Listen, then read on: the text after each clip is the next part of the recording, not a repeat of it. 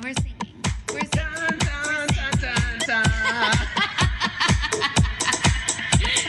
Time to talk. Beauty and the Bitch. Hi, BBs, and welcome back to The Oasis. Do-do-do-do-do-do.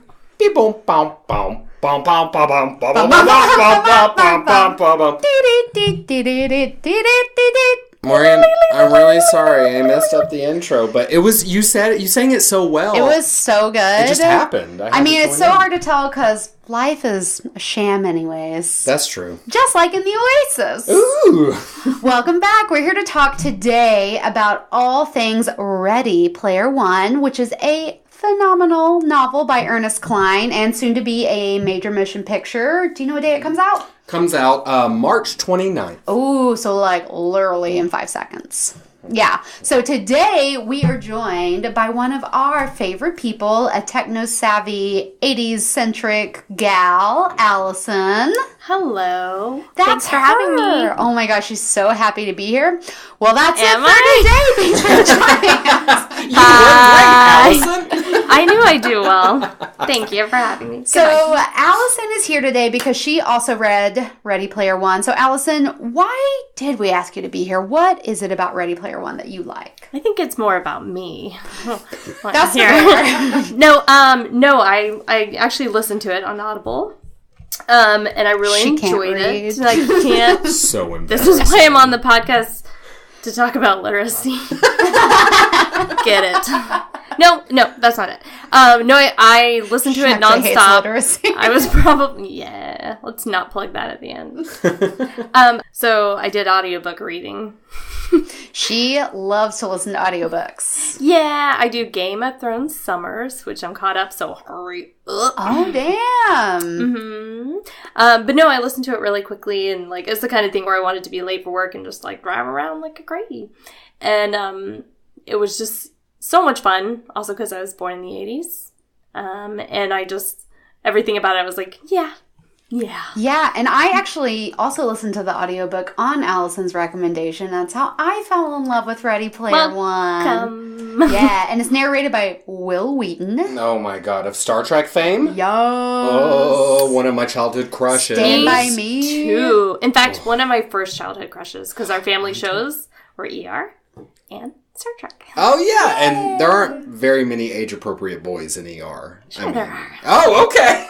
Wasn't Mr. Clooney in ER? Oh, yeah, but he was like already 42. Yeah, but you could have a crush on television. Yeah, that Salt and Pepper. Oh, girl, no. A little bit. I liked Will Wheaton. Here's the thing, though. George Clooney wore all these big frumpy nurse and doctor outfits. Will Wheaton wore Slick a very as a seal. form-fitting. Yes. I remember that was my sexual awakening. 7th grade girl. Really jealous when he got a girlfriend for like a hot minute and they went on the holodeck and I was like, she's just nothing. Well, I hated her. She's stupid. Ugly. I don't even remember her, but I'm jealous. She had a guardian who could change form and was really a horrible monster and would try to protect her. And Will Wheaton was like, no, you're my girlfriend. That's how it always happens. I mean, it's my life story. True life. Yeah. So obviously you have consumed some kind of content. So we like to ask our guests, what kind of content do you consume and like what channels do you do that through? Yeah. So my main thing is podcasts lately, so I listen to them all the time. Who cares if it's work hours? It's fine. Give me money. Should I name some of the ones I love? Yeah, so you love podcasts. Like, what do you recommend in the podcast sphere? My favorite to make me laugh and also learn things is called Probably Science, which you introduced my child. Oh, I did. I love it, and I have a crush on, an audio crush on Matt Kirshen. Oh, the British one? I just think he's so great. He's funny. He keeps it going. He takes on that, like... He's the responsible one. He's like, yeah, so whatever you've been talking about, but transition. Yeah, he is, but he also cuts in with the best jokes. Like, and he says it so dry. And the problem with my whole life is I can't tell a joke without laughing at myself, typically. Same. Like, I can't do that dry delivery, so big time crush. Yeah, he's pretty good. And I also love this one called Food Stuff, and it's two polite ladies who just politely talk to each other about food and stuff. Aww. But it's really sweet, and I can listen to that as kind of like a calming, like, background type thing, but then you learn stuff about asparagus. And also I like Hulu and I like Netflix, but we've watched a decreasing amount of TV because of children and things and sleep. And meditation. Now, these children, did you find them on the street or did they fall out of the sky? I'm still unsure how children come to be. Actually, if you still subscribe to the Netflix DVDs, it's common knowledge that sometimes they accidentally mail you children instead. Well, that's not what I ordered. Well, you stuck with them. We got the alpha version of that, so, like, there's no returning. Oh, they charged my account. And then they, like, shut it down. Tears for you, girl. So that's sad. not right. And that's where babies come from. But you didn't even mention how much you love Xtube and how you met Morgan on there. No one ever mentions that. I told you we'll plug that at the end of the episode. Gosh, I'm so excited. No one ever mentions that. I'm smiling. Keep it secret. Keep it safe. Story. Mm-hmm. So we have another couple questions. As you know, Mick has a huge potty mouth. Not me. I'm perfect in every way. The fuck you talking about? Exactly. And this fucking bitch. We like to know, like, what's your favorite cuss word? Like, how do you express yourself? Mm-hmm. So I'm a big fan of shit because that that needs to come out of my mouth at least 20 times a day because I drop things a lot. All encompassing. Usually on my feet, at least once a day. Truth. But ever since watching another show that I'll mention later, I like to change the curse words to not cuss words. Bench. Yeah. Shirt. And what's the F one? Forker. Forkin. Forker. This is delightful because you can say this anytime. Yeah. Anywhere. It is delightful. And actually, there's something fun about, like, saying something that still expresses how you feel, but, like, changing it to a funny thing. Yes. Like, I'm kind of into it. I really like fork. Like, why the fork can't I say fork? Yeah. And you get the same relief because, like, I read you're supposed to cuss. Like, it helps you mentally and physically release pain out of your body. Mm-hmm. But saying shirt in the same way, or like, motherfucking shirt balls, it feels the same way, and then you giggle. You know, little known fact, I never uttered a cuss word until Trump was elected. And then I was just all F-bombs left and right, girl. It's the pain. It's the pain coming out my pores. You know, I have never, ever heard my mother say one curse word, including like saying something somebody said. Ever. Damn. Wow. Yeah. But I have heard her giggle. What about in the Bible? Like, sometimes it says cuss words in the Bible. Like, if she was reading that Bible verse, would she be like, and then he said, D it. Yes. Or what the... She would come up with the alternative word. She would. So but I have seen her giggle at, like, dirty jokes and stuff like that. So at least she's got that. Like, in Encino Man, when we watch it as a family, there's a scene where, like, Link draws, like, a penis on the chalkboard. And I remember the first time watching her giggle at something like that and being like, oh, you human. She wasn't sure. And he makes, like, a noise, too, and he does it. It's like, and she thought it was great. And I was like, oh. That's sweet. Go, Mom. Okay, one final question, Mick. Oh. This is a very important question. Really important. We want you to take it very seriously. Take 3 or 4 hours to answer if you need to. We're not joking around with this question. It really doesn't matter. It means a lot to us. It's important. Okay, you say the first three. Go. No, you say the first 3 words, and I'll say the next 3. Okay, who's the beauty? Who's the beauty? Who's the beauty? Which one? I have a shotgun. I have your friendship. I babysit your children. I'm going to close my eyes and do this She's just back pointing. and forth test. But she knows which side we're on, so but yeah, we're not moving. I need you guys. I didn't think this through. That was some mom logic. I know, and right? And she thought we were 18 months old. Uh-huh. I'm going to do this thing I did when I was dancing with some guys at a club and I didn't want them to dance with me. On. I, like, made a clapping noise and, like, snapping noise to distract their gaze. What's over here? And then I ran away. Well, wait, you distracted their gaze, but all the straight men stayed on the dance floor with you, right?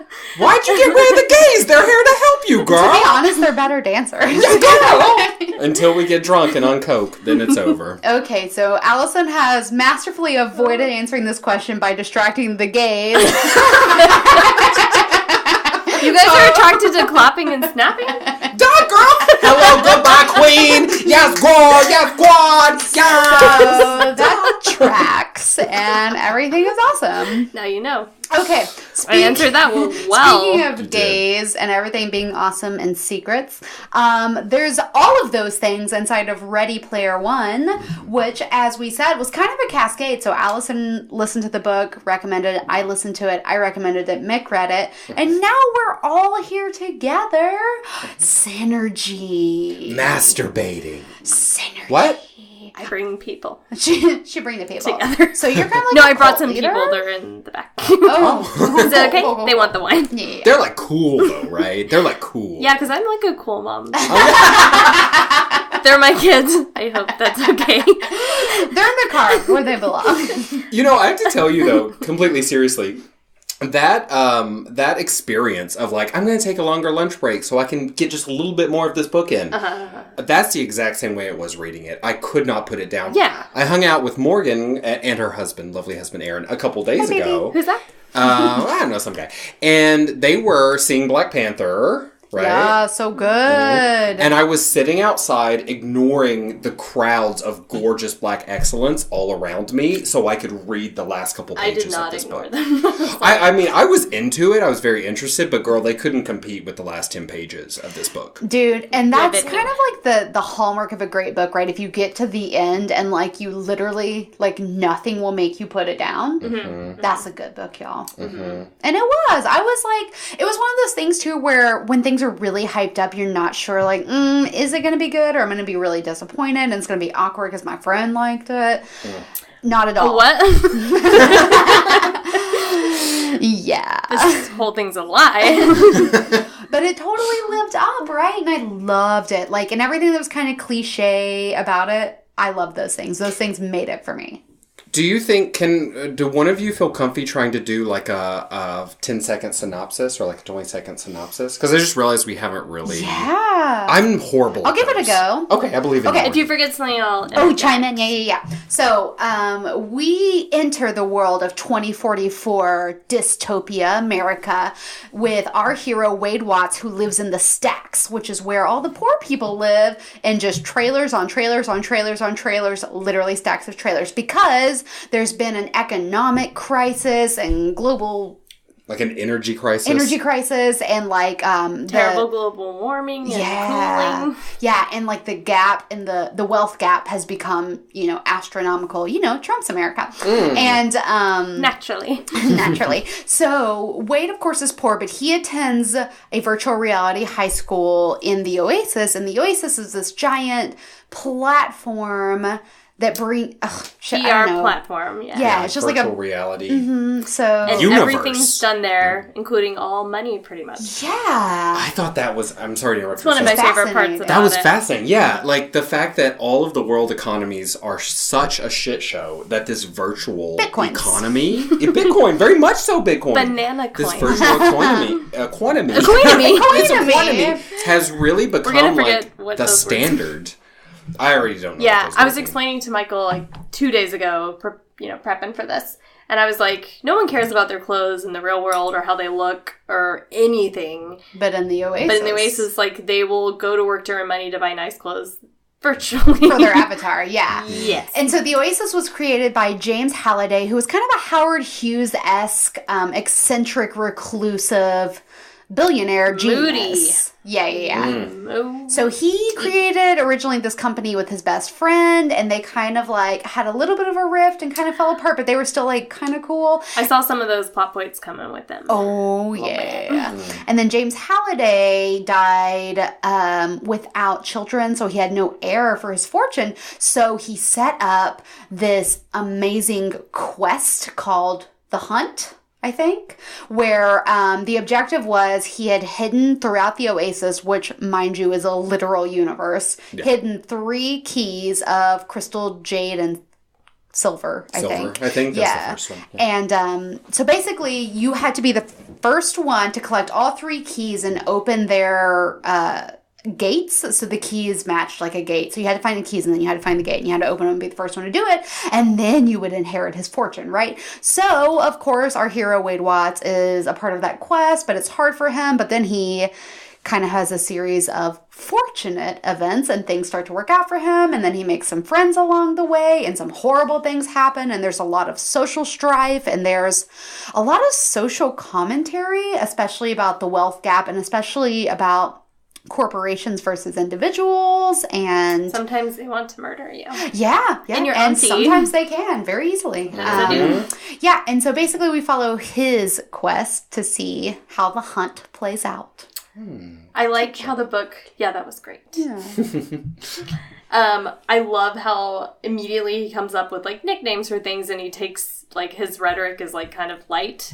If you go back and listen to just like the first few paragraphs, like he's like, you know, cats and dogs living together. Like he's quoting Ghostbusters. And the egg hunters, which the Easter eggs are the clues for the fortune, they're called Gunters, which is great because it's just, the book never tries to be like super elegant or like anything it's not. It's straight up like of like bow down to the 80s. Lots of jargon too. Yes, jargon and like eccentric people. And just, like, all about the 80s, which I think of as, like, kind of trashy but brilliant movies. To me, so I really enjoyed this book, as I said. I do think, if you like poetic writing, he's not poetic. That's just not his style. He reminds me a bit of, and this may seem like an insult to some people, but I don't mean it that way. He reminds me of Dan Brown a lot. Because, you know what? I actually feel the same way. Do you? Yeah, okay. Yeah. So I'm not the biggest fan of Dan Brown. Now, I like Ready Player One more than anything Dan Brown has written because it's about video games in the 80s and, like, we're kids of the 80s, whatever. But I think that Ernest Cline's real skill, and I think it's a very legitimate talent beyond skill, is that he writes a super absorbing plot, right? You've got this really obvious plot, right? Get the 3 keys, get the egg, inherit the fortune, and the controlling stake in the oasis. Oh, right. I forgot to mention that. So you also... Just billions. No big deal. There's a giant bug in here! Someone save me! Someone eat it. Okay, it went away. No big deal. Yum. But that was something, you know, for me, this is kind of like a 4-star book. I think it's a 4-star. I think, actually, that's why I rated it on Goodreads. It would have been 5, though, easily, if there'd just been a little bit more poetry. Just a bit of beauty, as opposed to content. I totally understand that. You know what?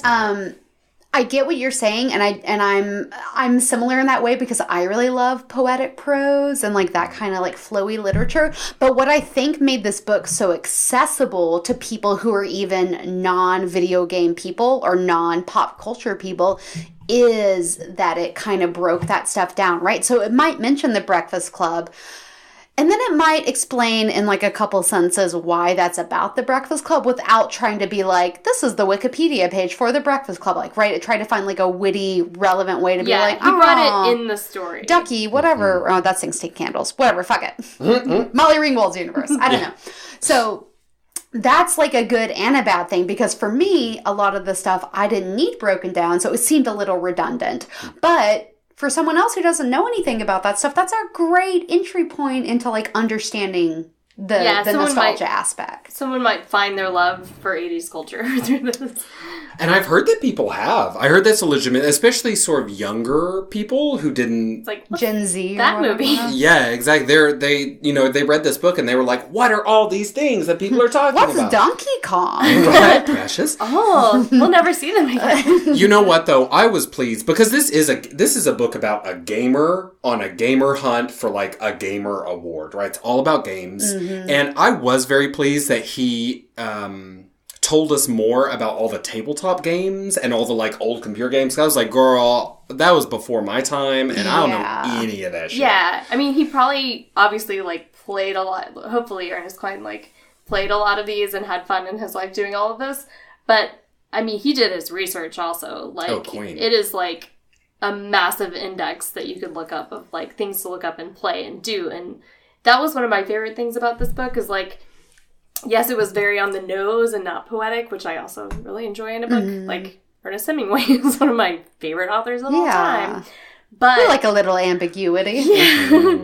Don't lay it out. But he captured the fun of games in this for me. Like, in the very beginning, you have to watch a video. Like, all the people on the planet basically watch this video that James Holloway put out as, like, the beginning of the quest.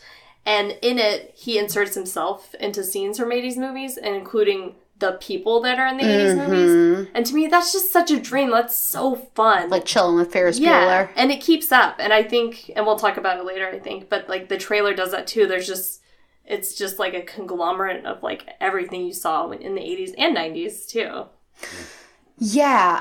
So some of the negative reviews I read referred to this style of writing as nostalgia porn. Oh, yes. Did you come across that? Which I think is a really interesting phrase because it's true. It does pander to a specific kind of audience, even though he tries to make it accessible for other people. But I guess since it's my brand of nostalgia, like, I'm not offended about it. You know what I mean? Well, and look, now, far be it for me to ever throw shade about any kind of pornography. I mean, I don't care if it's... I like, ruin porn, like old broken down buildings that people go explore. Yeah. I'm so fucking into that. Yeah. So I like all porn, and I don't think... I mean, nostalgia porn? Why not, honey? We've lived this long. Give us a little something. Those are our twilight years. Morgan's 82 fucking years old over here. Make her happy for 1 second. Wait, if I was...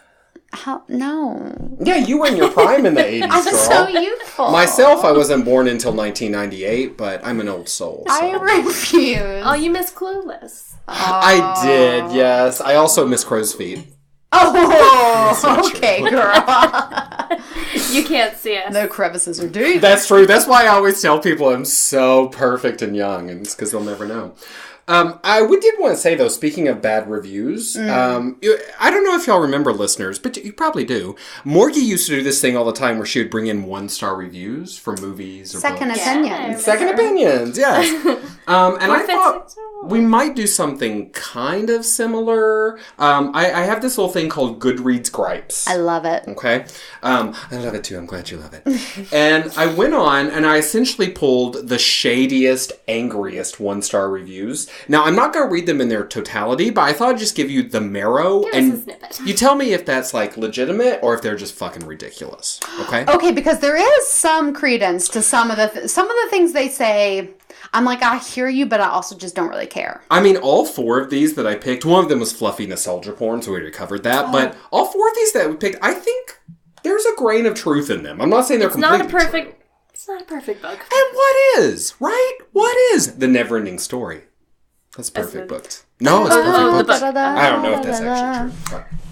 Okay, so tell me, was that supposed to be the Neverending Story theme song? Yeah, it goes, the Neverending Story. Na, na, Na, na, na, na, na, na, na. Okay. All I think about is when, I forgot his name, but he goes, I love children. Oh, you're talking about the Luck Dragon. Donald Trump. Oh, yeah, what he said. The Luck Dragon. And then he was like, Falcor. Falcor. Oh, creepiest animatronic Luck Dragon ever created. I have, like, a really hard time remembering, like, specific quotes for things because I'm, like, really important. But I love that you guys can remember. Are you also busy? Really busy. Yeah, I've got a button. You mispronounced really easy, Morgan. You're easy. Honey. No, that's just a separate line item. Oh, okay. Okay, so this is one thing that they said. Ready Player One is full of unearned coincidences and one deus ex machina after another. Okay. No! Can I just say, so I do, and when I was listening to it, sometimes I say read if I don't want someone to know. But I admitted I listened to it. There's nothing wrong with listening to an audiobook. Yeah. Can I just say that right totally now? I totally agree. As, like, on Yeah. your My brain list of expanded books. by 0.5%, and we're Yes, fine. queen. I do feel like things kind of stacked up real nastily in this book. But you know what? Sometimes you want that. Like, no, I was not in the mood to listen to James Joyce on my commute to work. No. You know? You know what? The most ambiguous of openings to books. I have. But and so, yes, there were, like, things lined up nicely, and yes, he won. But He was the best. So I have a quote that I pulled out from a review that was positive that I felt rang really true to that specific point. This reviewer said, Ready Player One goes down like escapism, but it sticks with you like a good fable should. So it does go down as like escapism, like everything's going right. I can't wait to see what happens next. Oh, he's got the girl, he's got the friends, he's got the gold, he's got the glory. Awesome. Like, that gets you so hype. But it's got, like, something really special to it where it really sticks with you, right? It's not, like, a very forgettable story arc. And I felt like it was really unique, even if it did have a little bit too many wins, I guess. Like he didn't really fail as much as Quoth. The failures, like some other, and, like, The Name of the Wind or some other shit. Mm-hmm. There was one specific... When I read that, I wrote it down because there was one specific thing. I'm not going to spoil it by saying exactly what it is, but y'all will know. Wade, our protagonist, is wandering around trying to figure something out, and he sees a certain cafe. He goes inside this cafe and does a certain thing and gets an object. Oh, right. Okay? And even in the book, he was like... I don't know how everyone missed this thing. I just happened upon it. And I'm just going to go in here and I'm going to do exactly what I need to do. No reason to do it. In fact, it's a bad idea, but I'm just going to do it. Exactly. And I'm really trying not to spoil it. It's kind of difficult. But the point is, I was like, girl, could you make it any more obvious that this is going to be hugely important? Because it could have been like, oh, he spent hours doing this thing and it was awful. And then he got so behind and he failed. Yeah. But he didn't. Yeah, or he got a great thing, but it ended up being not useful, actually. Like, I don't know. Like, would that have been good structure? Maybe not. Tribulations peppered in? Yes. I think Ernest, like, tried to get that out of the way at the beginning because of some massive devastation that happens. Are we not doing an explosion? I think, here's how I'm sorry. No, you decide. I was thinking, like, what if we say we're comfy spoiling, like, up through the first gate. Like, totally comfy spoiling. Well, because that's kind of like, easy sailing. That's going to be the first, like, 20 minutes of the movie. Probably. You know what I mean? So, like, I'm sorry, honey. If that is, like, the end of your life, well, you can listen to the next episode. Okay, so half spoilies. Yeah. So, yeah, in the beginning... We get to witness a lot of, like, pain and strife, especially with his backstory. And then with some issues leading up to achieving his goal of getting to the first gate. Right. But then shit really does go pretty good for him after that. I mean, now there are some things that go wrong. There's some twists and turns. There's some deaths. Can we just agree? The only thing worse than living in a trailer park, I say as a kid who grew up in a trailer park, there's no shade here, is living in a vertical fucking trailer park. Are you kidding me? It sounds literally awful. Yeah. Horrible. And, like, I'm glad he mentioned, like, how dangerous in so many ways that life is. Like, I do feel like, yes, there's not enough tribulation for our hero, but at the beginning, he is capturing that, like, post-apocalyptic world, like, really well. Like, women can't be out alone, and you could fall, and then it's so dangerous, and things just, like, collapse, and there's no food. And, like, I was in it. I wasn't, like, fully in fantasy land the entire time. I was thinking about, like, how horrible. Yeah. And I also enjoyed how, like, our hero starts off, like, kind of unattractive. Like... Yes, he's a product of his environment, and he sits and just plays, and he's overweight, and he's probably pimply. Oh, this isn't too much of a spoiler, but when he did enact that, like, virtual reality thing that, like, forced him to get up and exercise, or he wasn't allowed to play on in the Oasis. Oh, yeah, that's a great part. I was like, that's amazing and also horrible all wrapped up into one, because, like, if he was in the middle of doing something really important, and they were like, time for your carrot snack break. Mandatory snacks! Yes! Mandatory snacks are always terrible. Oh, shit. Mandatory snacks, dear listener, is when someone forces you to try to enjoy something, and as human nature goes, will not. It doesn't work out. And you will fight it, and you will run away. Yeah. In Guatemala. Yeah, in Guatemala. I did it. We've all been there. Okay, so now here's another really good, I think, really meaty Goodreads gripe. This book has various instances of tokenism disguised as diversity. Tokenism disguised as diversity. Like the token gay friend, the token black friend? Exactly. Now, I'm sorry, I didn't think about this with spoilers. This might be a little bit hard for us to discuss, actually. Yeah, I was going to say one, but it's a big spoiler. Yeah, it is a pretty big spoiler. I can kind of dispute it without saying it. Yeah. Just because I sort of disagree.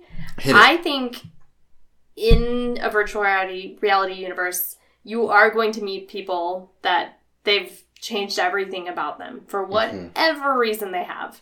And, like, probably some good reasons and probably some sad reasons and probably some reasons so they don't, reveal their identity. But there's so many surprises in this book where you're like, oh, I had no idea. Because, like, people are one thing and then they turn out to be that or they don't. And so I actually like that. And I didn't find it too tokeny because I was truly surprised. I wasn't like, oh, here's that person showing up.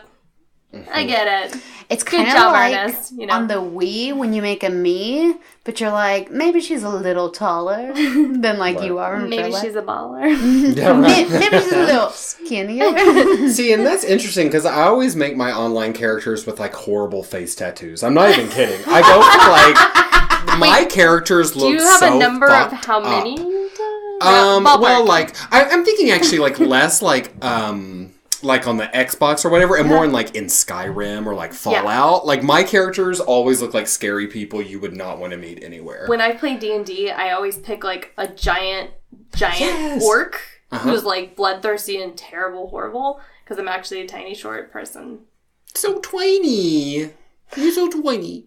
I think that's a really interesting point too, because I feel like when you are dealing with virtual reality, there's so much. Like when you were friends with people on like AOL Instant Messenger and like you really felt like you knew somebody, like you really felt like you knew everything about them, but really you like didn't know anything. Oh, sure. I did. But for Wade, like the only friends he has are literally virtual friends, and like he depends on that so intensely that like for me it's always so crazy when he does learn shocking things about them, like when he finally meets people in real life, or like he learns their secrets and stuff, and he's like, oh, I thought I knew you, but I have no idea. But like, does it change how you feel about that person when you learn like you look like this, but you're like different in this way? Like, what's shocking about that? You know what I mean?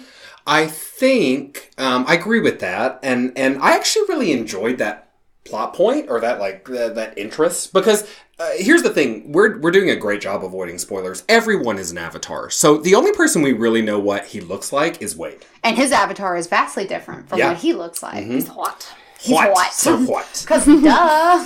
But my problem okay, well, I will say, and this isn't really a spoiler, there are a few times in this movie where there's in our current atmosphere where we are super sensitive, I do think there's an instance of transphobic speech. There's definitely, because one of the characters is talking to another character, and that character's like, are you a boy or a girl? And that character says, I'm a girl. And then the first character says, okay, but are you like a 40-year-old man who was born a man and now is a girl, essentially? And that character's like, no, I've always been a girl.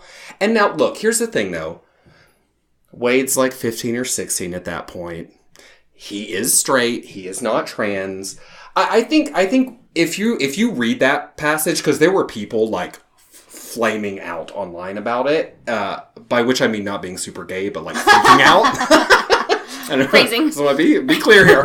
But there were people just losing their minds, and I'm sorry, but 15-year-old boys, especially if they've grown up in really harsh environments and have never met a transgender person, are probably not going to know how to talk about transgender people. Like, that is something that you learn as you get older, just like anything else in the world, you know? So I hope, if any of y'all see this, see that criticism online, there might be some instances that we can't get too deep into right now that I could maybe see a tiny bit of truth, but like, please don't write it off because you read that, because it's a tiny conversation. And it doesn't really speak to Wade as a person. He's a 15-year-old boy. And they are stupid. Yeah, and they're stupid. I don't know if he's actually 15. He might be 18, but he's young. He's a young boy. Honestly, after you said that, I was like, I can't remember. I think he's a senior, so he's probably circa like 17 or 18. 16, 17. Yeah, depending on. So now I think he has like another year to go in school. Oh, junior then? Maybe. Yeah, so 16, 17. So I saved what I thought was the most stinging criticism for the end, okay? And I'm really interested especially in what you say, Allison, because I know you like this, and both of you do. And this criticism doesn't apply to either of you, actually. Please don't trash it, please. Okay. I'm going to tear it down. Okay. Is it about Will Wheaton? We can't handle it. Oh, girl. I would never say anything negative about Will Wheaton. Are you crazy? Okay. Ready Player One is nothing but straight white male nerd wish fulfillment. True or not true? I think definitely a little bit true. I think all of the work that Ernest Cline has done, he was a screenwriter before he was an author. He wrote Fanboys, the movie about trying to get to the George Lucas Skywalker Ranch and see the latest Star Wars before their friend with cancer died. I didn't know the cancer was coming. I laughed too early. Yeah. It's embarrassing.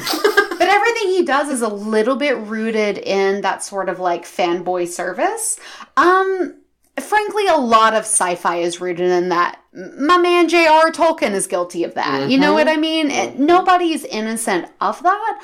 But what we do get, though not as much as we should, is people of color representation. Could be better. Hard in the virtual world, but in the real world, we got some, could have been better. Queer representation. We got strong female characters. But yeah, we had a hero who everything worked out great for him and he got everything he ever wanted. So, it's a tough one for me. Maybe got everything he ever wanted. Maybe. Yeah. What do you think? But it doesn't upset me. You know what I mean? Maybe because there is some of those. Well, here's the thing, though, is you both loved it. And granted, you're... I'm not gonna... You're not men. You're definitely both not men. So, in that way, you know what I mean? Sure. I mean, if you are, I support that, okay? We're sure. But I mean, what I'm saying is, though, there's obviously more to it, or you wouldn't have liked it. If that's all it wouldn't have appealed to either of you. Yeah. Or me. Well, to me, I read it almost going into it thinking, this is, almost YA fan fun. So I didn't go in it expecting, grand revelations in my life to be changed. Yeah. I wanted a light, fun read. And yes, much of our culture, including 80s television, books. That's true, too. All the nostalgia is pretty man-based. Right. Yeah. Wish fulfillment.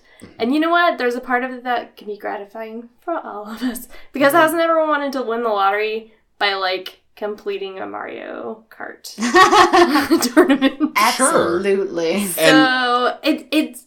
I think we are in that culture that is hypersensitive, and it is definitely okay to take offense to, anything you want to. Go. Do. But, I had fun. I finished with, a smile on my face. And I was thinking about, the girl with the dragon tattoo, and she runs into some money, and she goes on a shopping spree. She runs into some money. Anyway, I agree with you. Here's the thing. I think it is straight white male nerd wish fulfillment, and I think that's okay. I don't think that's bad. I think that... There's a book for everyone. Exactly. Ernest Cline is a straight white male nerd. And of course he's going to write a book that is straight white male nerd wish fulfillment. Anything other than that stuff. That's what he writes. Yeah. And there's also that joy factor in there. There is. There's a lot of joy. I mean, if I had read it and felt like I wasn't invited into the book, because I've had that experience with books and movies and, everything. Oh, yeah. Sure. I'm sure you have too. Yeah. Yeah. And okay, then maybe we could come on and just lose our damn minds about it. But as it is, look, it's fun for everybody. So is it true? Yes. Does that make it not a good book? No, I don't think. Agreed. Also, I haven't read anything like it. So that's also a fun new experience for moi. If it was my 15th book of just all that happening again. Of course. But then you tie into, what I grew up with, because, I'll just reveal. I was born in 82, which, the best movies came out that year. Oh, yeah. Whoa. That was a good year. Come on. Damn, that is a good year for film. So many good movies came out that year. And, so that was just in my, zeitgeist growing up. So reading this is just oh, yeah. And there just happens to be, 500 oh, yes. Yeah. So that's really interesting. You said if you had read 15 books just like this, because when I read books, I like to think what's another if you like this, you'll like and what are the adjacent things.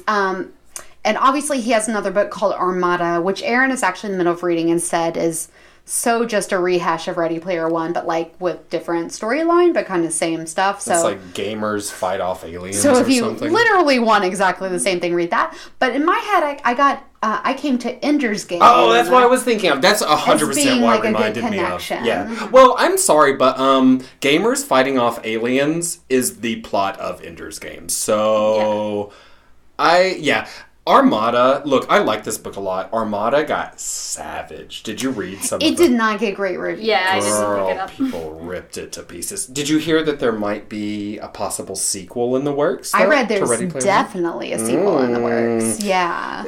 Everyone should guess right now what the sequel to Ready Player One would be called. Ready Player Dos. You Because got they're going to it. introduce Mexican characters. Which would be nice. We need some. Diversity.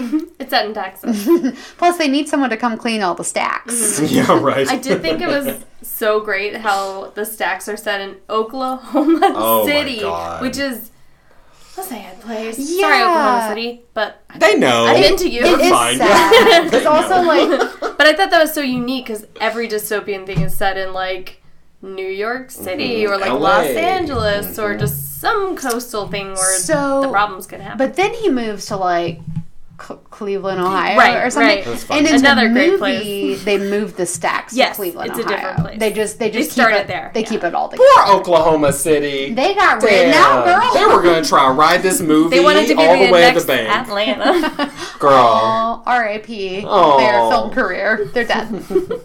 Can you imagine Oklahoma City trying to actually make stacks as like a tourist destination? I can see it happening. I can see it in my head. You could see it for miles, too. It's just flat as fuck Girl, there. flat and orange. Right next to the Jeez zoo. Louise. And the tigers. Okay, so we talked about the book. We talked about the sequel. We're done. Did you know? Did you guys hear that Armada is in development at Universal? I believe it. Just so you know that, I mean, now in development could be, never exist, but Next month. or it could be next month. It really could be. Who knows these days? Like fast tracks. I don't know. I haven't read it, so I don't want to pass commentary on it, but it has Yeah, I not haven't read held Aaron's attention. And he loved Ready He Player One. devoured Ready Player Yeah. One. It's funny how I came across this book in the first place because I was just looking on Amazon and I mean everything about Amazon was like, read this book. Have you read this book? Do you want to read this book? Interesting. It just like that's how I found it. Like Amazon was kind of like, hey. We got it at our house because you, Mick, bought Aaron a subscription to what's that box thing where they mail you stuff? Big old box of porn. Is that what? No, that's what you got me. Which one did you get him? Oh, big old box of laxatives? No, you. I really don't remember. Did they come at the same time? They sent you the nerd box or whatever. Yeah, that's not what it's called, but what's that it one. called? The one that look it Chris up. Hardwick goes on. Yeah, the one that's like a literal Loot box, Loot Crate, Loot Crate. So you got Aaron a subscription to Loot Crate. Calm down. I know, I got really excited. And that book came in one of the boxes. What? Yeah. What? Well, that's awesome. So we had it, but I never got around to reading it. And then Allison was like, you have a stupid commute just like me. She was like, try audiobook. Because she's a commercial person. Try Sticker. It'll make you puffy. By the way, can we talk about Sticker? So Sticker is a great marketing tool that Allison and I came up with. When It was you. We were working. And we were like, it's, for example, when you're drinking like a soda, but you don't want people to judge you, like, oh, I can't believe you're drinking Surge again. Put a sticker on it, and it says you're drinking health juice. That's and then funny. people will be like, oh, look at you drinking your health juice. Sticker. It's a revelation. Can I just say, if I could get Surge out and about, I would still fucking drink Surge. Does anyone out there remember Surge? That shit was so good. I have a very fond memory. It's almost like a photograph of him in my mind, like of my friend holding a Surge and just being like, And then they had a heart attack when they were 13. Yeah, there was so much they caffeine had to in stop that. drinking Surge. Yeah. They made it, I mean, did they make it illegal or they just stopped making it? There was something I think a legal lot of that parents happened, right? complain. Yeah. No, 'cause I their have no kids were, idea, like, actually. tearing down But the my friend walls. Josh did have to stop drinking.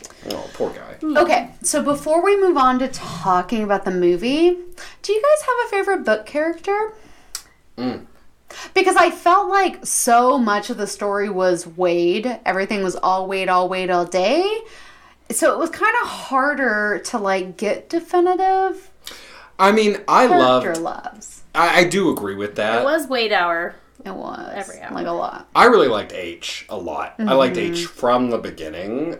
H spells his name A-E-C-H. So it's like H. Yeah. Which confused me for a very long time. I know. I was like, Thank God for the audiobook. I don't know what was happening. And he said it's so, like, pronounced. H.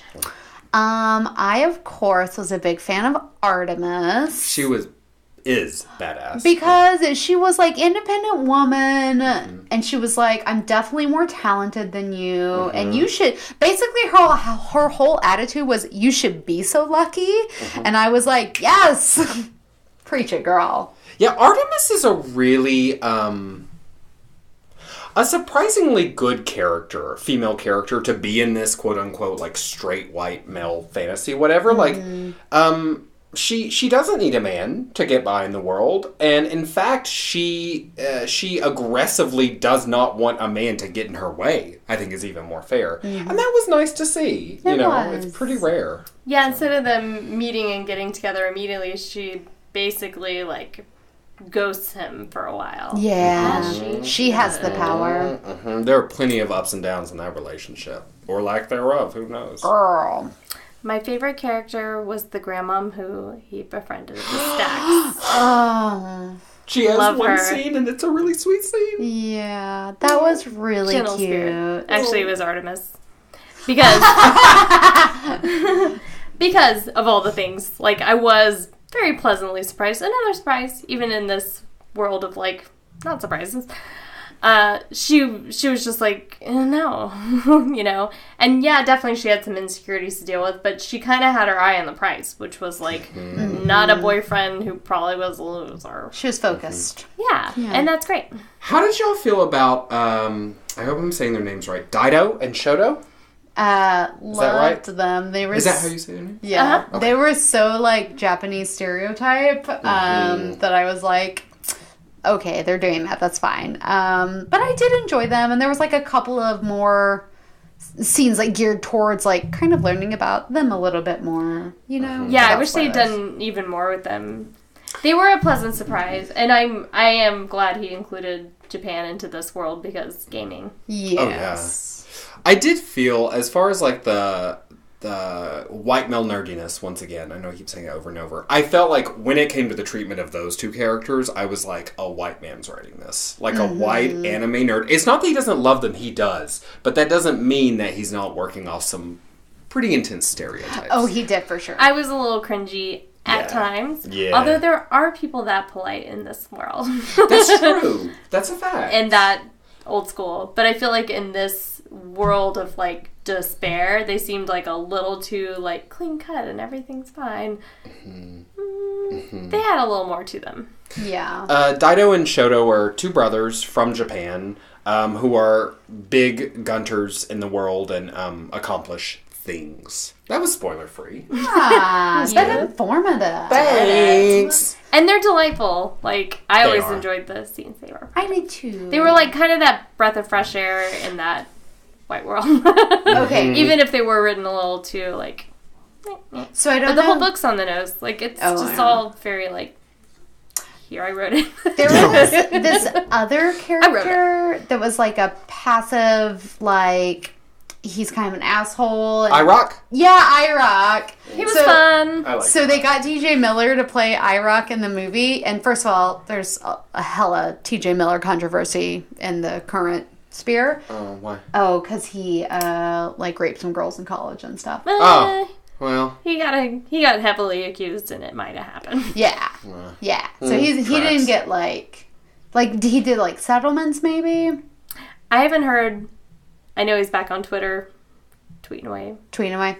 He didn't, like, go to court. I don't think he disappeared the way, like, Kevin Spacey will and should. But he's got some shade. He's got some shade surrounding him. Yeah. But how perfect that they got him to play this, like, hella asshole that's just, like, loud, obnoxious, and annoying. Because, like, that's literally and that's, who like, he is. a really fun 80s stereotype, too, to have that character. Like, I mean, it was a fun read, just in, like, listening to him bring in and usher characters in that, like, would have showed up in an 80s. Yeah. You know, I read, though, I also really liked his character. He was such a douchebag, and, you know, he was just fun to hate.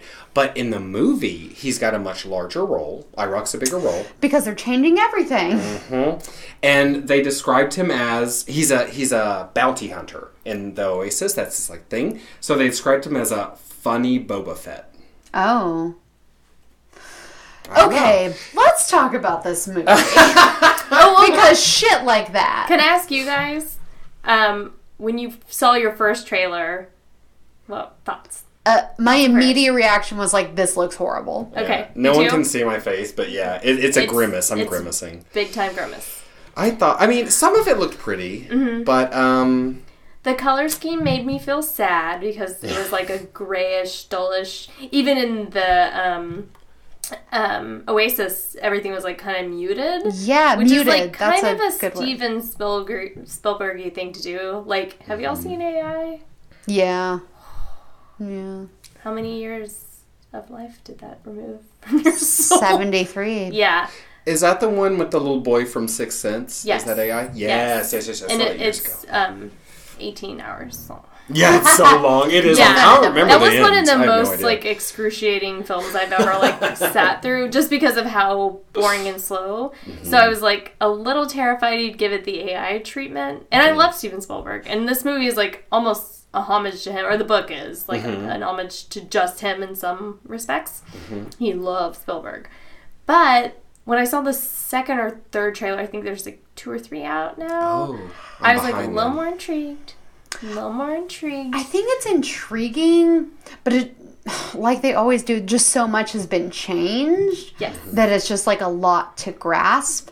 And actually one of my first reaction was like, y'all, they're trying really hard to make you think these VR glasses are cool. Oh my god. Like they're like, look how cool they are. They're lit up. Look at them here. Look Especially at them on this the person. soldier types.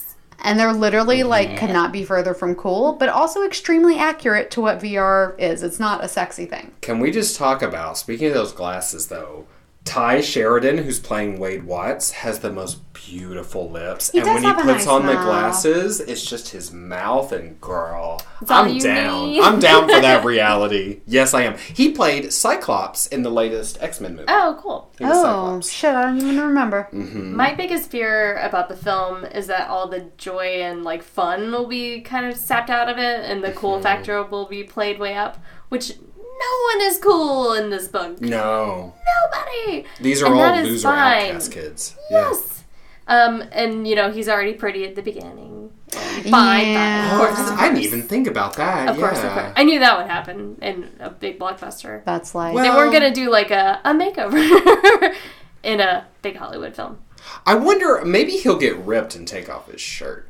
I'm not sure. upset. You know what? I mean, it's not, it doesn't follow the book, but look, that's a fine man, and whatever. That's so interesting that you find him so deeply attractive. I think he's cute. Not really. Oh, that mouth. It's his lipuation that The I'm colors obsessed with. mess with me. Like, it's just too muted. It's too grayed out. It's too, like, hyper everything. And I didn't get that, like, feeling from the Oasis in the book that everything was kind of, like, tall cities and gorgeous. Like, yes, there were places like that, but there were also boring places like school and, like, bright colors and emerald things.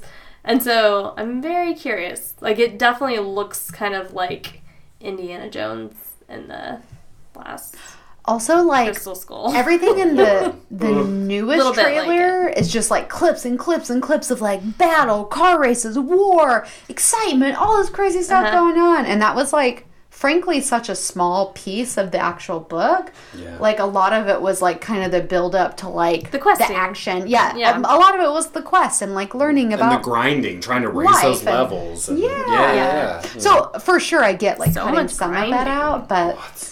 I just wonder how much they turn up the heat. You know what I mean? Like, Yeah. do they, like, triple the battle scenes? Or, like, what do we expect? If it's like AI, none.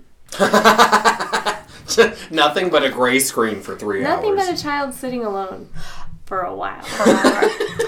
Also, they really play up the pop culture. Like, of course they do in the book. But in the trailer, it's like, here's a giant Donkey Kong and the Iron Giant for 3 minutes. It's like just them. It's like, they love to show off that the Iron Giant the star of this movie? Oh. It's confusing. Wait, is the Iron Giant in that movie? Well, by the way, can I just, and that's fine, they changed this, but like, that, there's no no one chooses the Iron Giant. Yeah.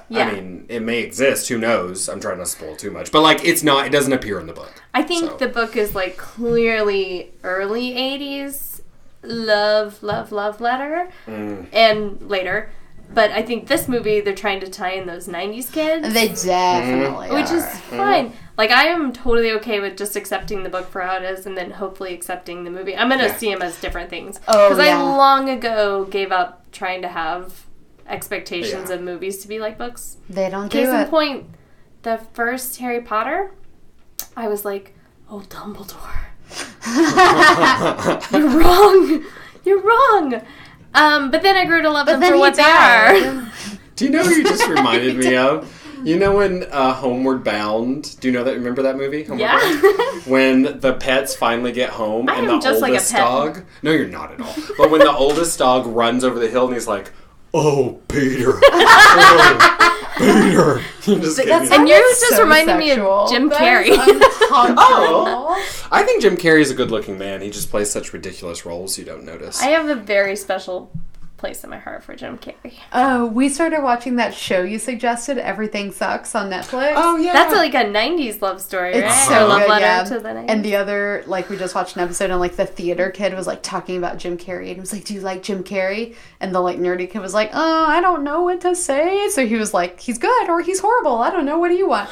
And the theater kid was like, he is literally the most underrated actor of our time. I love that theater kid. Yeah. You know how many people have actually said that? You know what, though? Maybe they're right. I don't know. He's not dead yet. We'll see.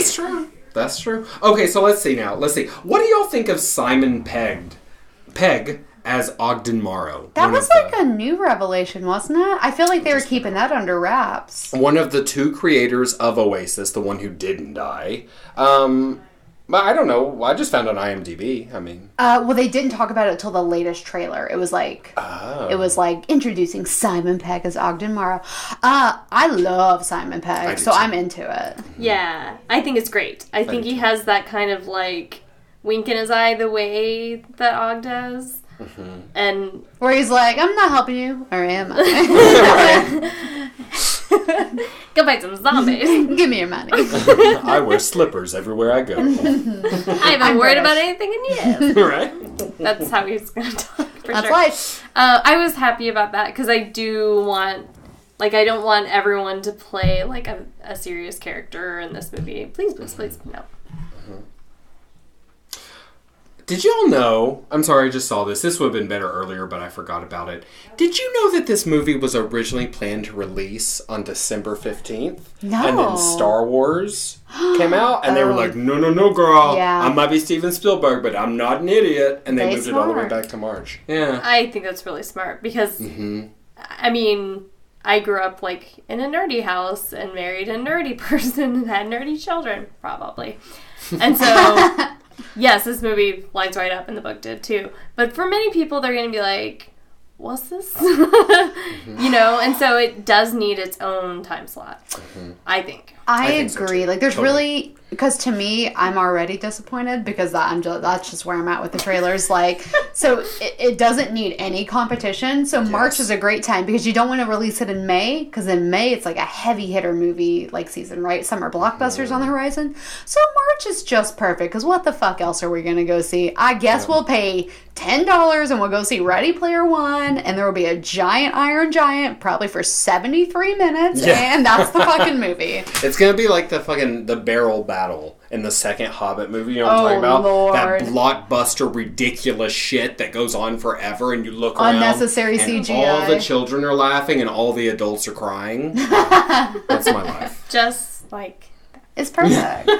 Oh, in the book, this isn't too much of a spoiler, but there was this great sort of like chapter where Wade got really depressed and he bought like a sex doll, and then the end of the chapter he was like, turns out sex dolls aren't people. Which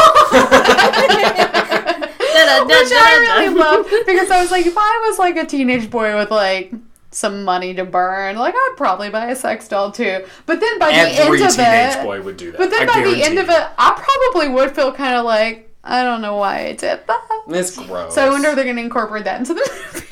I hope they do. That's hilarious. I loved that part because it was so unnecessary. And he spent like so much money on that sex doll just to throw it out. Yeah, kind of a spoilery thing, but he does run into some money. And he gets this very interesting like environment that he puts himself into for a while, so he can play a long time. And I thought about like what would happen to his brain and like psyche being in this position where he like lives in the VR world. Yeah. But like half the planet is doing that too. But I did think it was interesting and very like wish fulfillment about all the things he needs to happen, like line right up, like food can be delivered. Of course it can. Mm-hmm. And like he can go in a shower that like removes his body hair for him. Yeah. Girl, so talk about wish fulfillment. Yeah. Holy shit. I was like, Google. Does this exist? You're like, can I point this faucet at my mustache? Okay, thanks. Thank you. So that part's yeah. That's just fun. That's like wish fantasy fulfillment stuff. Mm-hmm. And I mean, it's such a sad existence, but it's still kind of cool, right? Oh, yeah. Like he's got this environment that's like set up for him to. Well, that's at the place where he talks about starting to get like a 6-pack and shit too. I mean, speaking of wish fulfillment, yeah, the other stuff is like the things that happen to him while he's there, like.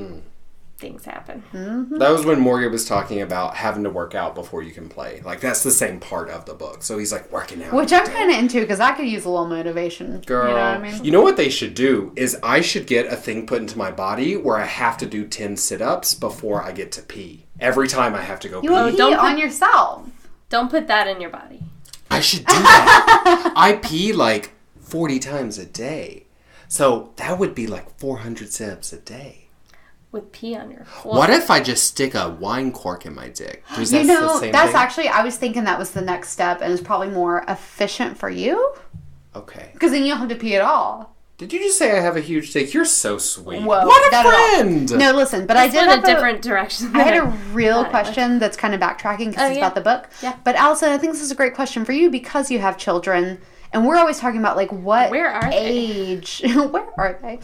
What is the age-appropriate level for this book, right? Like, do you think kids who are 12 can read this book? Or you're like, maybe more if you were 15 would be a great time? Yeah. Because I honestly, for me, like, I can never gauge, like, what's happening. Well, I often think about my own experience with, like, the library in middle school and just picking up books that, like, I mean, no adult can judge every book. There's thousands of books in any, middle school library. So I picked up books that were well above my... I know, right? Oh, yeah, we had carpeting. and windows. Whoa, they had windows! Fuck you!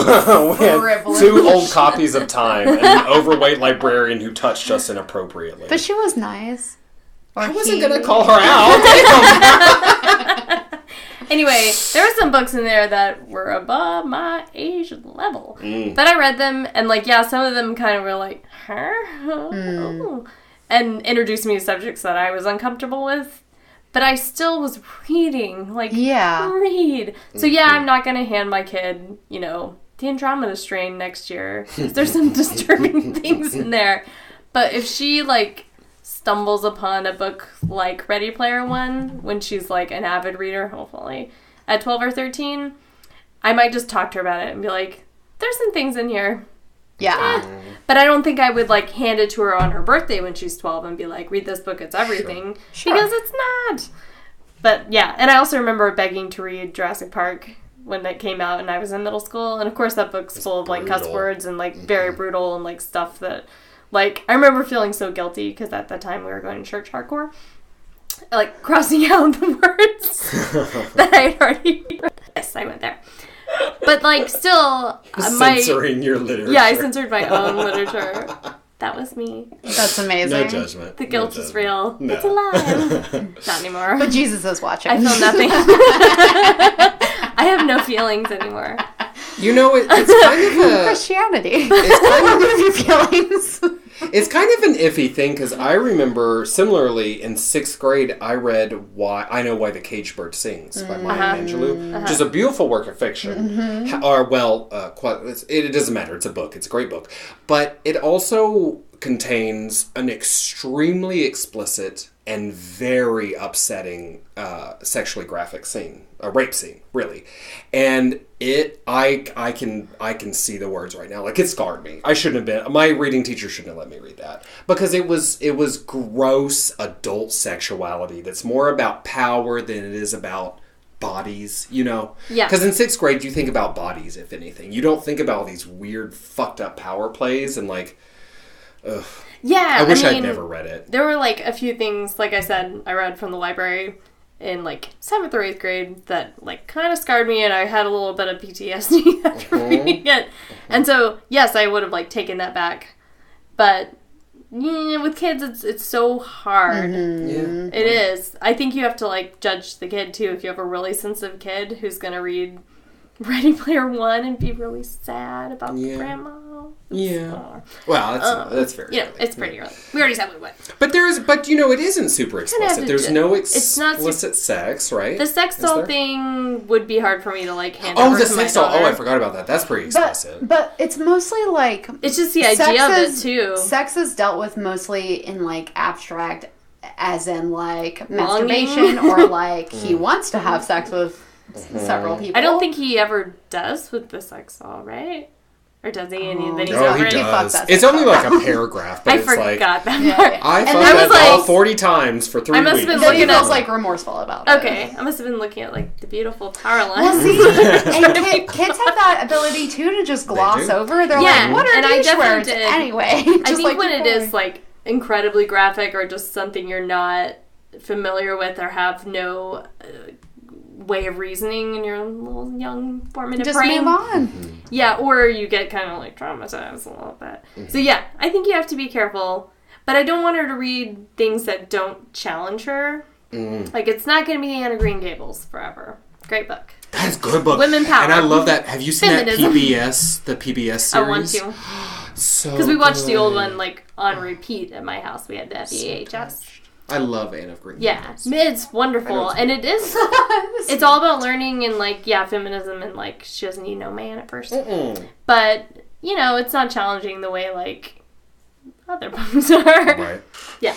I do want to clarify just before we move on. I said I wish I'd never read I Know Why the Caged Bird Sings. I'm glad I read it. I wish I'd waited 3 or 4 years. That's why I meant to say, just to be clear. That makes total sense. Yeah, because it's beautiful. Yeah. But I have a thing, like, with TV shows, like, they have the ratings, or, like, they have actually, like, age ratings. And I've told Michael, I was like, I don't want to burden her at night when she's trying to fall asleep with something that's, like, above her age level that was too scary. So, like, maybe we go by those ratings. I think you should just show her NC-17 all day. Yeah. So, like, her soul dies and then she can't be upset. Yeah. Just desensitize immediately. Lots of our friends were allowed to watch, like, the scariest stuff ever early. They're fine. Because parents are like, what's this magical free babysitter? Yeah, right. Good luck. I know my dad was. But isn't it weird how all of the pets and the birds keep dying around those kids? Have you noticed that coincidence? I saw, like, 9 dead cats out there.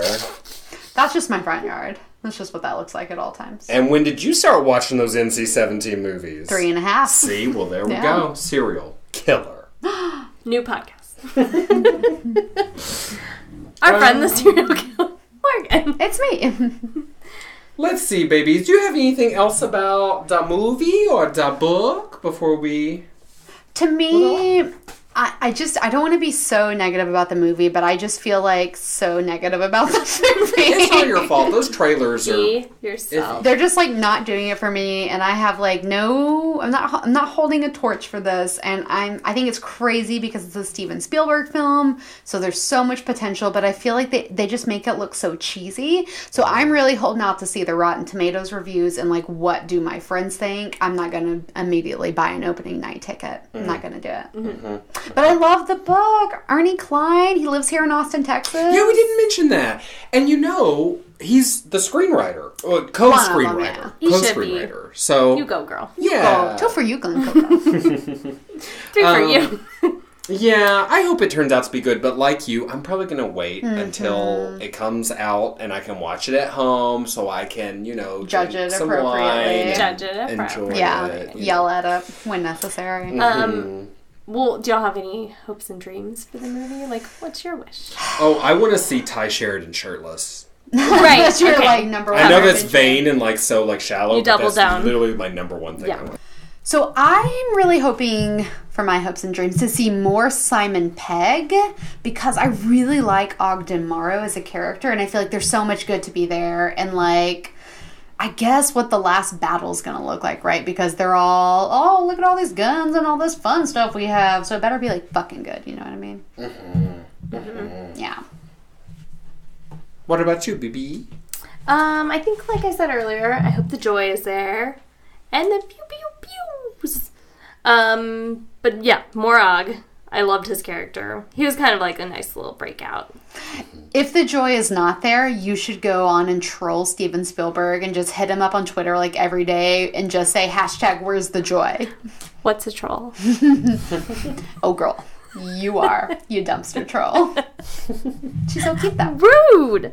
All right, well, we'll definitely be putting it on pause and catching Ready Player One, the movie, at some point. Let us know what you guys think. Did you read the book? Are you a huge fan? Are you a person? Yeah, are you a robot? Will you pass our Kafka test? I never pass those fucking tests. Because you're a fucking robot. No, because they're hard. They're genuinely hard. They overlap and there's nonsense. Yeah, and I look at it and I'm like, is that a capital P or a lowercase p? Who the fuck can tell? I like the ones when they're lowercase. They're select all the squares with a car in it. And I'm like, do you mean a whole car or a piece of a car? Yeah, and what if it's a truck? Yeah, and what if it's a school bus? It's really hard. It counts. It's really hard. Ridiculous. Let me tell you, it always counts. So join us next time on Robotcast. I like the one that you just hit, not a robot. And I'm always like, should I reveal my choice? Not a robot. I do want to go onto this website. Okay, and in the meantime, you guys can follow us on our blog, bnbcast.wordpress.com. Please check us out on social media. That's where we have all of our pertinent news on Facebook, Instagram, and Twitter at bnbcast. And Mickey has been keeping up our YouTube page. Oh, girl, I've been updating. I've been modernizing. Now, if you search Beauty and the Bitch, we actually pop up. That's crazy. That's called SEO. Thank you so much.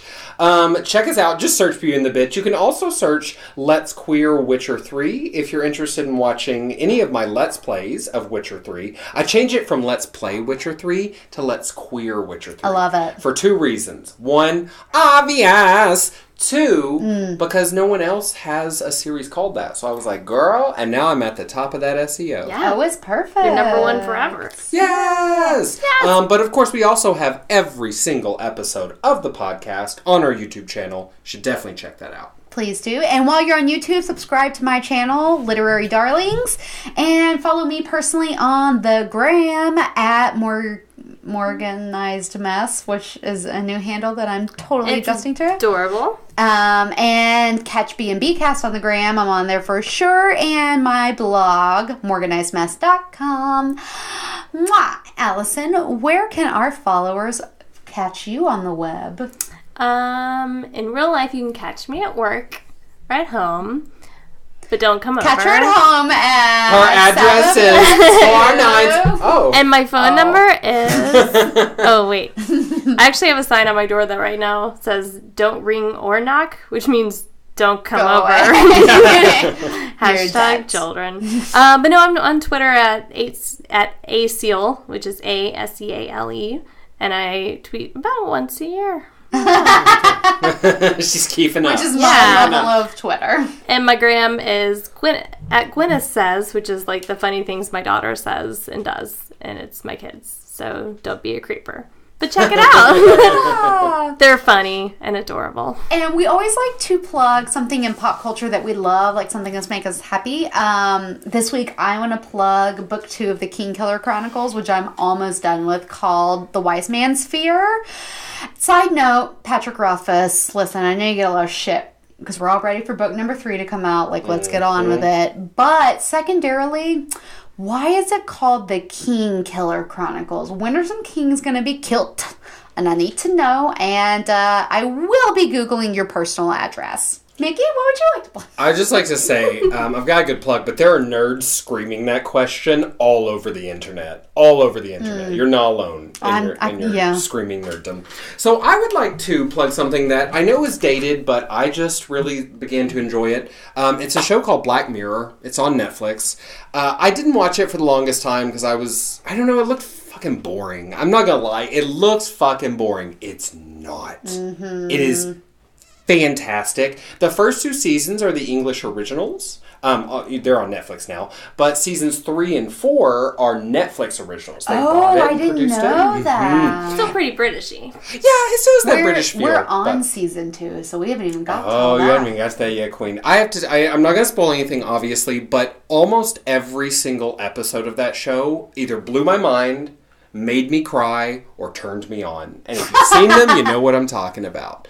I can't recommend it enough. And it's perfect if you're into Ready Player One, you're into sci-fi, you're into gaming, you're into futurism, you're into virtual reality. I mean, that's what this show is all about. Nice. Check it.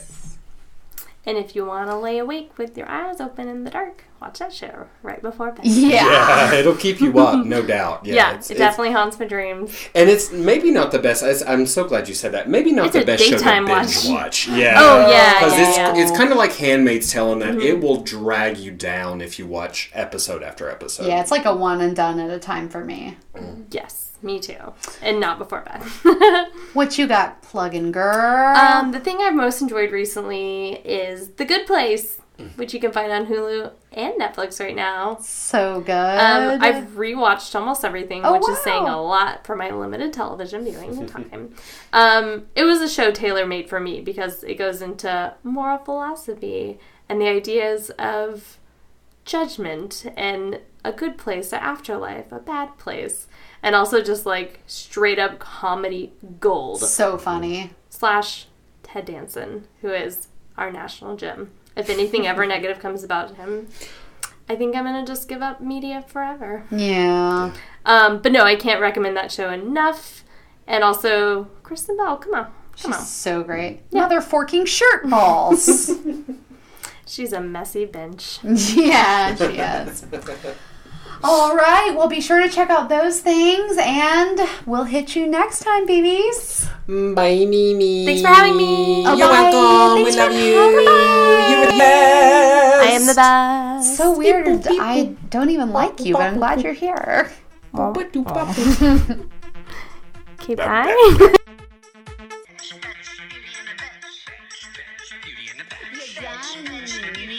Do you have a home? Beauty in the Bench. You look. Beauty in the Bench. Beauty in the Bench. Bench. Bench. Bench. Bench. Bye.